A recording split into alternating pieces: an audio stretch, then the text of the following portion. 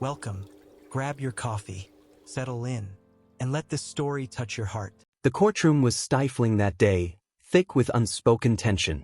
Whispers of scandal drifted like smoke through the crowded gallery.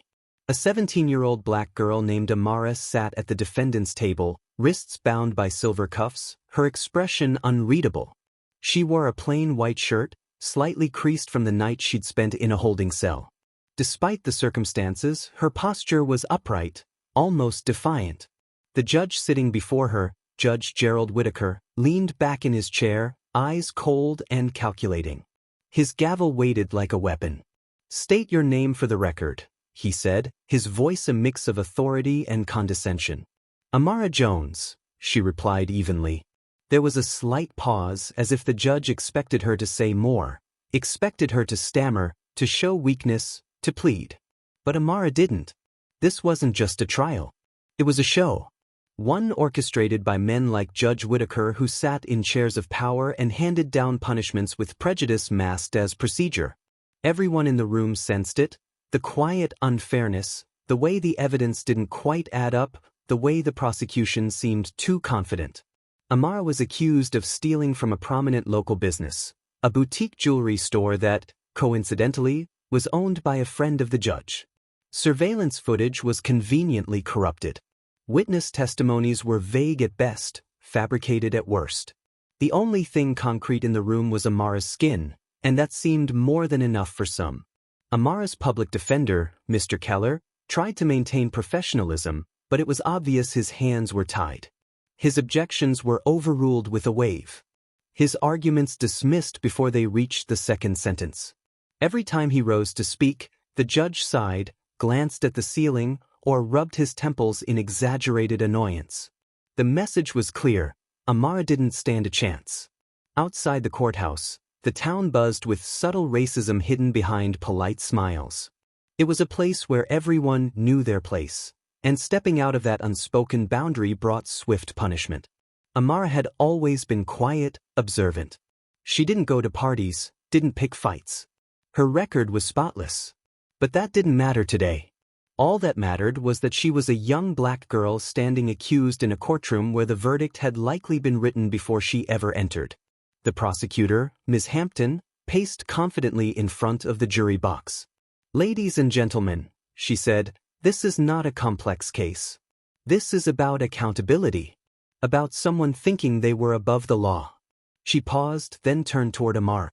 "This girl, this thief, was caught near the scene with traces of the stolen item in her backpack. Coincidence? I think not." Amara said nothing. Her eyes flicked from the jury to the judge to the bailiff at the back of the room. She studied everything.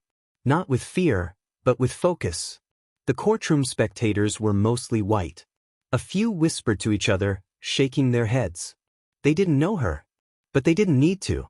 The story written about girls like Amara was old, passed down in whispers and warnings: don't walk too fast, don't talk back, don't be alone in the wrong neighborhood.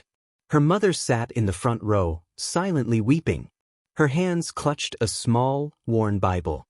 Her son, Amara's younger brother Caleb, gripped the hem of her dress, wide-eyed and confused. He didn't understand all of it, but he understood this. His sister was being taken from him, and no one was stopping it. When Amara was asked if she had anything to say in her defense, she stood. Her voice didn't shake. "I'm not guilty," she said. "I didn't do this." Judge Whitaker narrowed his eyes. "I'll be the judge of that," he sneered and slammed the gavel. The verdict came swiftly. "Guilty." Gasps erupted. Amara's mother cried out.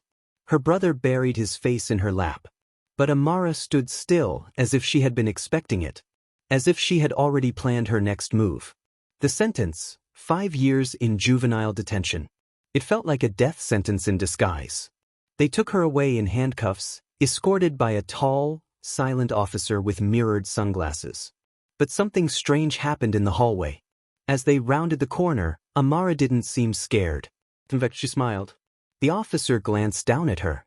"You sure you're ready for this?" he muttered, just loud enough for her to hear. Amara nodded. Let them think they won. 3 weeks earlier, deep inside a federal training compound outside Quantico, Amara Jones had been briefed by Special Agent Rhonda Bates. Undercover juvenile assignments are risky. You'll be framed, isolated, and watched every second. But you'll have access to a target we've been trying to nail for years, Judge Whitaker. He's dirty. We just couldn't prove it. Until now. Amara took the file. Inside were photos, wiretap transcripts, and testimonies buried by corrupt officials. Whitaker wasn't just biased, he was part of a ring trafficking minors through loopholes in the juvenile system. False convictions were his specialty, especially when the defendants were vulnerable, poor, and black. I can handle it, Amara said, locking eyes with her handler. Agent Bates didn't smile. She didn't pat her on the back. She simply said, "Then you know what's at stake." Now, cuffed and convicted, Amara was exactly where she needed to be. Inside, the walls of the juvenile facility loomed like a fortress, gray and crumbling at the edges. Young inmates eyed her as she passed, some hostile, some indifferent. But Amara kept her head down. She knew her real mission hadn't even started yet. Every second, every camera, every recording device hidden in her uniform was feeding back to a secure FBI line. The conversations, the guards, the treatment, the rumors, all of it was evidence. But Amara had one name in her mind, Judge Whitaker. She wasn't just here to observe. She was here to bring down an empire. To the outside world, she was just another statistic. Another black teen chewed up by a crooked system. But soon the world would know the truth. And when the gavel fell next time, it wouldn't be against her. The gates clanged shut behind her like the final note of a funeral march. Amara stood still for a moment inside the intake room of the juvenile detention center, letting the harsh fluorescent lights wash over her. A stale, chemical smell clung to the walls. The guards barely looked her in the eye, just scanned her file and barked orders. Her name, age, and the fake charges followed her like a shadow. But behind the stillness in her face, behind her blank expression and obedient nods, something else churned. A mission. She was no ordinary inmate, and she had less than 3 months to dismantle the rot from the inside. They assigned her to Block C, known as Dead Echo. Girls here didn't talk much. Most were lifeless, hollowed out by months or years of emotional erosion. Some were violent. Others had just given up. Amara's bunkmate was a girl named Shay, 18, with bruises under her eyes and a guarded silence that screamed past trauma. Shay didn't say much at first. Just glanced at Amara and muttered, "Keep your back to the wall when you sleep. And don't trust the guards." It wasn't advice. It was survival protocol. Amara kept her head low, but her ears open. Everything was being recorded through the micro-device stitched into the hem of her undershirt. Her FBI training had taught her how to engage without drawing suspicion, how to plant questions like seeds and let them grow. Within a week, she started to notice patterns. Certain girls were taken for legal reviews late at night and didn't return until dawn, shaken or bruised. A counselor named Mr. Trent had a habit of entering cells when the cameras conveniently malfunctioned. Food rations were short. Favors were traded for privileges. Those who resisted found themselves in solitary confinement on fake infractions. And behind it all, the name Whitaker kept echoing like a ghost. Judge Whitaker. The girls didn't know much. Just that he owned the pipeline. That if he didn't like your skin, your background, or your attitude, you'd be sent here to disappear. On her 8th night inside, Amara was pulled from her bed. 2 guards escorted her down a back hallway. No words. No explanation. They led her into a dark office, where Counselor Trent sat behind a metal desk, reading her file with lazy disinterest. "Amara Jones," he muttered. "First-timer. Supposed thief. But you're not stupid, are you?" She didn't respond. "I know your type," he said, leaning forward. "Smart. Quiet. But that don't mean much in here." He stood and walked slowly behind her. Amara didn't flinch. She kept her posture still, but inside, her pulse sharpened. One hand gently brushed the side of her shirt, activating a silent signal. Trent leaned in closer. "You behave, you get out faster. You keep your mouth shut, and maybe Judge Whitaker gives you another chance someday." There was the connection. She turned her head slightly. And if I don't? He smirked. Then you're just another forgotten number in this place. No one's coming to save you. He was wrong. Amara didn't need saving. She was the storm. By morning, Agent Bates had received the audio transmission. It wasn't enough to indict, but it confirmed what they feared. The detention center was part of Whitaker's criminal network. A system where kids were funneled into silence, used, and discarded. But Amara needed more: names, evidence, a direct line to Whitaker. She turned to Shay. It took days to break through the girl's shell. But slowly they began to talk. First about the food, then the guards, then finally about the night Whitaker visited. It had been 6 months ago. A girl named Lacey had just arrived, also wrongfully convicted. She was brave, outspoken, a fighter. One night, a black car showed up. Lacey was taken. No records, no logs. She never came back. Shay saw Judge Whitaker that night. Briefly. Talking to the warden. Laughing. Lacey wasn't the first, Shay whispered, trembling. And she won't be the last.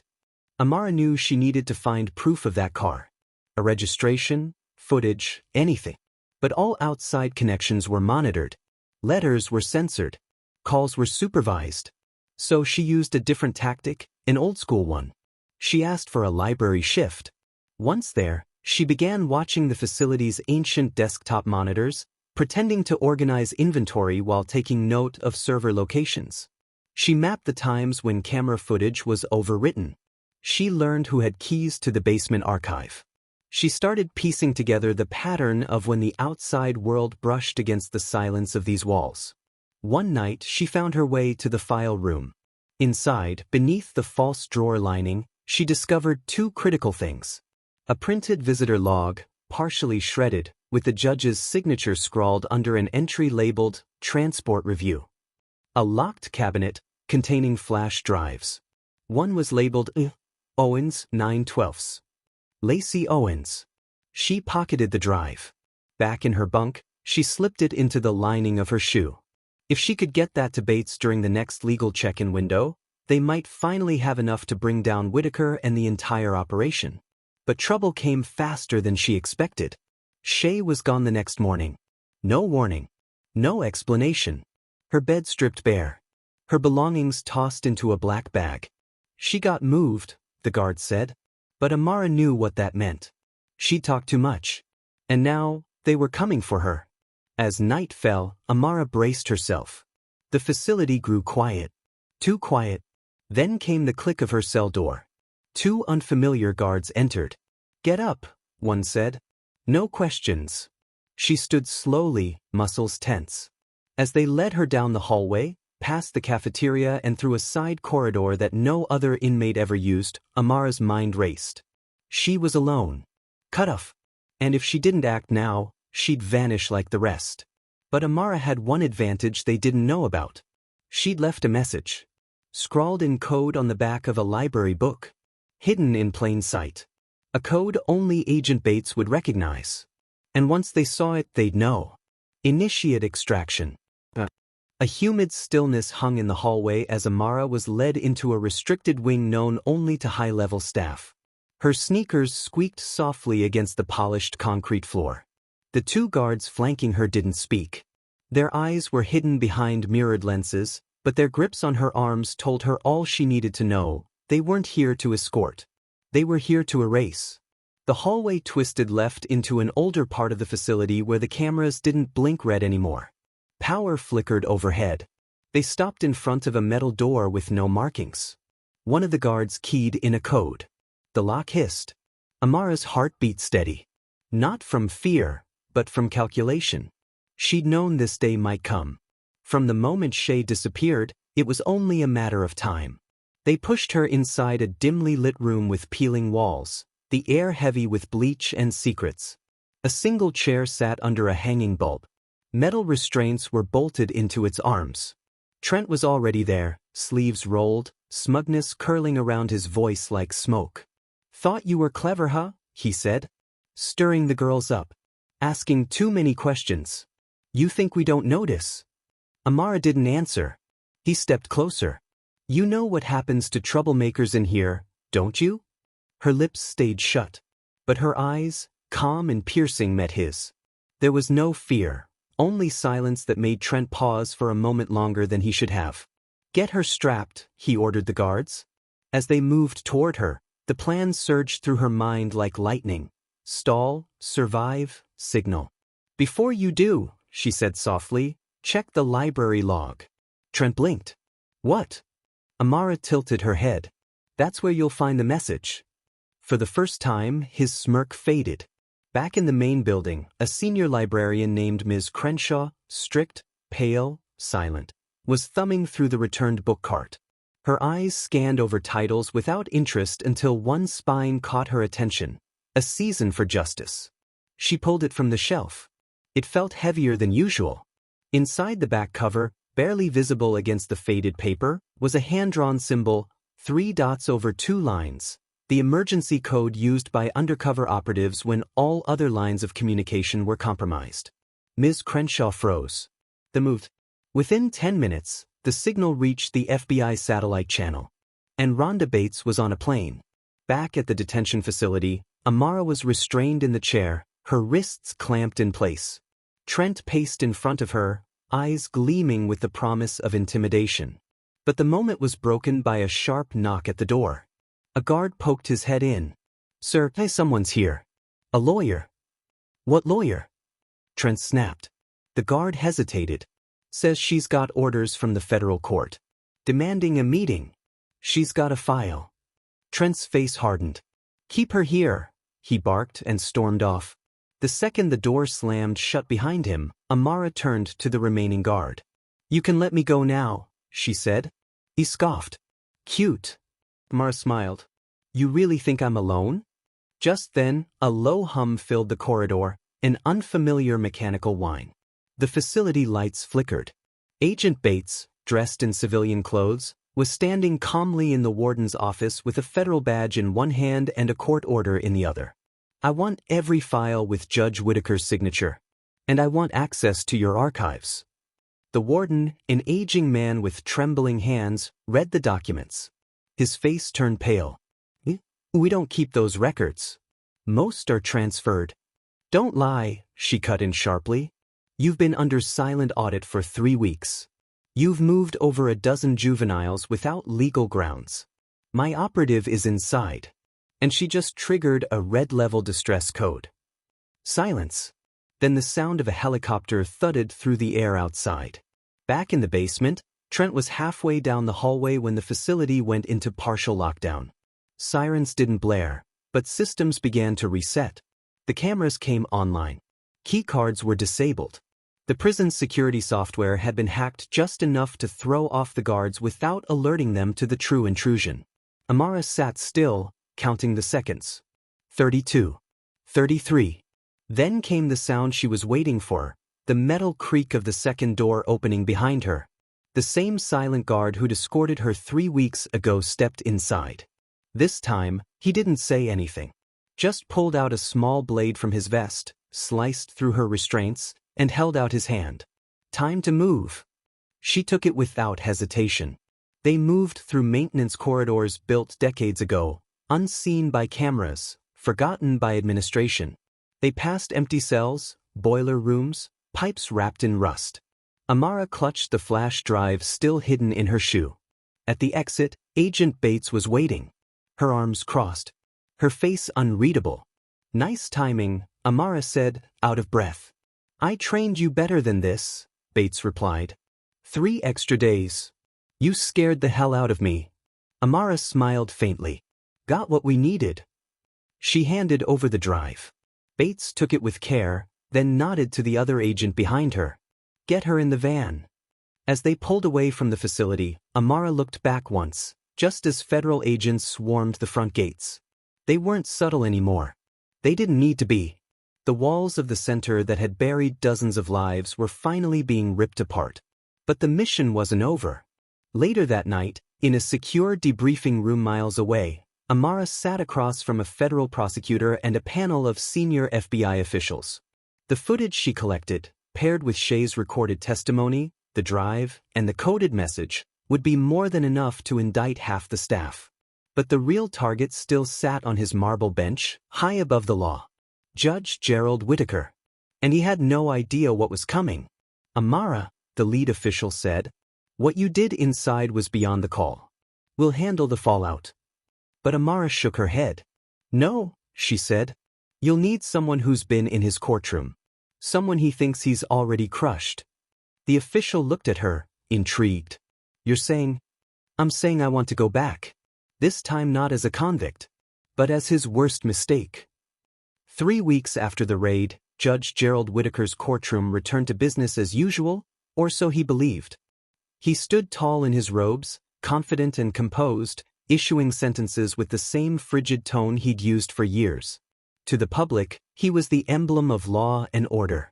To those who knew better, he was the smiling face of corruption. He had no clue that the foundation beneath him had already begun to rot. At exactly 9 a.m. on a humid Monday morning, a new case appeared on his docket. State of Georgia versus Daniel Price. A felony theft charge against a 19-year-old white male with a long rap sheet. It was routine, predictable even. Whitaker skimmed the file and smirked. The defendant didn't stand a chance. But then the door opened, and in walked the lead federal prosecutor. Right behind her, Amara Jones. Not in an orange jumpsuit. Not shackled or silenced. This time, she wore a black suit. As she took her seat next to the prosecution bench, Whitaker's gavel paused midair. His eyes narrowed. His jaw clenched. "State your name for the record," he said slowly. She met his gaze without blinking. "Amara Jones. Junior legal analyst. Working under Assistant U.S. Attorney Rhonda Bates." The pause. "You were a convict," she finished for him, voice steady. "Wrongfully sentenced in this courtroom 6 weeks ago. The case has since been expunged. Perhaps you don't remember. You move fast through your victims." Murmurs rippled through the gallery. Whitaker's fingers tightened around the gavel. "This is highly irregular," he barked. Bates stood up, her federal badge glinting. "What's irregular, Your Honor, is the fact that you've signed over 40 juvenile convictions in the past 12 months, all within 3 minutes of hearing. Most of them black teens. All sent to a single private detention facility." Whitaker stiffened. "This courtroom isn't a forum for accusations." "No," Amara said softly. "But it is now a crime scene." Within seconds, the side door opened. Federal marshals entered. A clerk handed the judge a manila envelope. He ripped it open with shaky fingers. Inside were photographs, grainy but damning. Him in the detention facility. Him shaking hands with the warden. Logs showing irregular transfers. A bank statement showing 6 deposits, all from shell corporations linked to the juvenile center. Whitaker's face paled. He shot a glance at the bailiff, an old ally, but the man simply stepped aside. He was alone. The prosecution revealed its case. Judge Whitaker had, for the last 7 years, orchestrated a covert youth-to-profit scheme, partnering with private facilities to funnel minority youth, mostly black and Latino, into corrupt detention programs. For every conviction he passed down, he received a cut. He was the head of a modern pipeline built on stolen futures. And the star witness against him? Martha. When she took the stand, the courtroom hushed. She began her testimony not with data, but with the sound of a girl crying. Her name was Lacey Owens, Amara said. She screamed when they dragged her from her cell. No one helped. No one even looked. She vanished that night. She recounted Shay's story, Trent's threats, the hidden files, the falsified paperwork, the missing teens. And then she played the audio. Trent's voice, "Keep your mouth shut, and maybe Judge Whitaker gives you another chance someday." A chilling silence followed. Even Whitaker's own court stenographer dropped her pen. By the end of the day, the courthouse was surrounded by reporters. The headlines blared. Georgia judge arrested in youth prison kickback scheme. Undercover FBI teen uncovers judicial corruption. Courtroom hero, wrongfully convicted girl exposes systemic abuse. But inside, Amara felt none of the triumph. Just grief. And unfinished business. In the days that followed, more arrests were made. Trent, the warden, 3 counselors, 2 attorneys, and even a former mayor who had helped conceal the operation. Dozens of wrongfully detained teens were released, including Shay, who returned to her grandmother's house in Savannah, quiet and broken, but free. Amara went to see her. They sat in silence on the porch, the cicadas buzzing softly. "You saved me," Shay whispered. Amara shook her head. "We saved each other." But there was one thing Amara couldn't shake: the file. Labeled Project Sycamore. It was referenced in Trent's folder, but no documents were found. The drive had been wiped. The entry had vanished.